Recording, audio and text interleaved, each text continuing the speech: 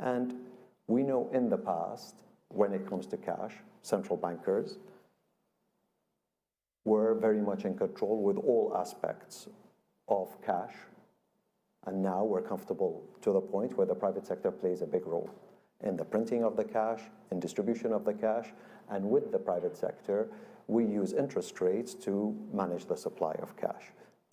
Welcome back, guys. Bowtied Owl here. So we are back with a video from Bahrain's central bank, Khalid Humaidan, pushing for CBDC, or centralized digital currency.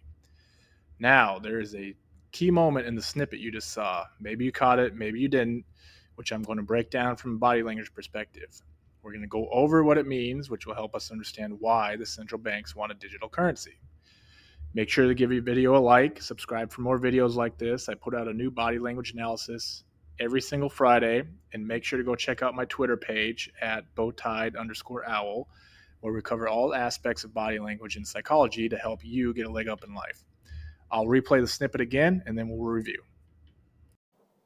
If we think cash is the analog and digital currency is the form of digital, CBDC is the digital form of cash, today, clearly, we're in a hybrid situation. We're using both. And we know in the past, when it comes to cash, central bankers were very much in control with all aspects of cash.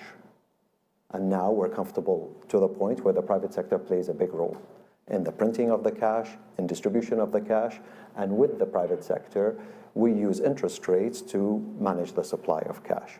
The same thing is likely to happen with CBDC. Yes, the central bank will have a role, but at some point in time, the same way we don't call it central bank cash, we're probably going to stop calling it central bank digital currency. It's going to be a digital form of the cash, and at some point in time, hopefully, we will be able to be 100% digital.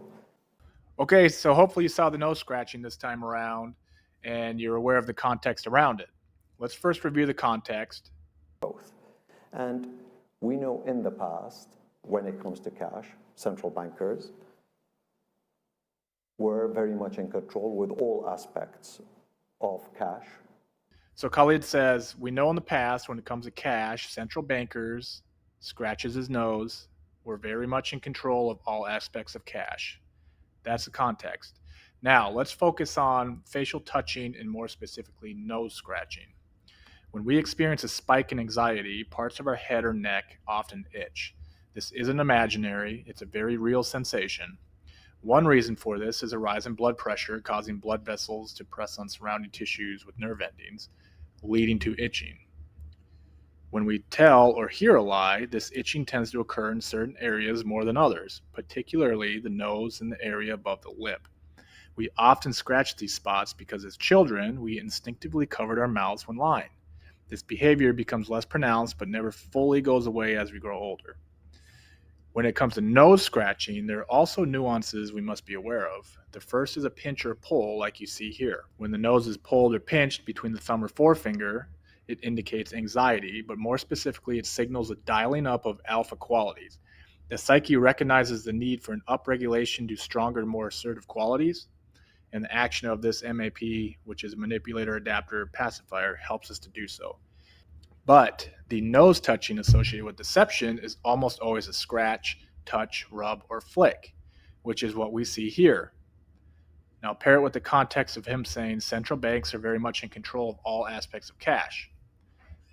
Now, I'm not calling him a liar, but when you put the two pieces together, the strong push for a digital currency and a potential point of deception when he says he's in control of cash, we can see a potential theory forming that they are in fact not in control of cash, and that is the main reason to push towards a centralized digital currency. I'll let the rest of the video play and let you form your own opinions. Let me know what you think in the comments. Don't forget to like, subscribe, and grab your free copy of Read the Room. The link is in the description for your free download. Here's the rest of the video. People are used to it. Right now is many of our payments are digital. The truth is, I said that we're in a hybrid model. There's less and less use of cash. And I think that from predominantly digital with a little physical I think the transition to fully digital is not going to be a stretch. People are used to it, people have engaged in it, and circumstances did help. Is adoption rates increased because of COVID. Yeah. This is where contactless started to become something of a necessity, something of a safety, something of a requirement. And because of that, there is very little resistance. Trust is already there. We just need to build it in a way that makes sure that we safeguard the risks. Cybersecurity risk is a must, and it needs to be dealt with at the national level. And to counter cybersecurity risk, you need to continue to invest, you need to continue to collaborate, and you need to continue to train. With those three things, we've done it in the past. I think we should be able to manage these risks.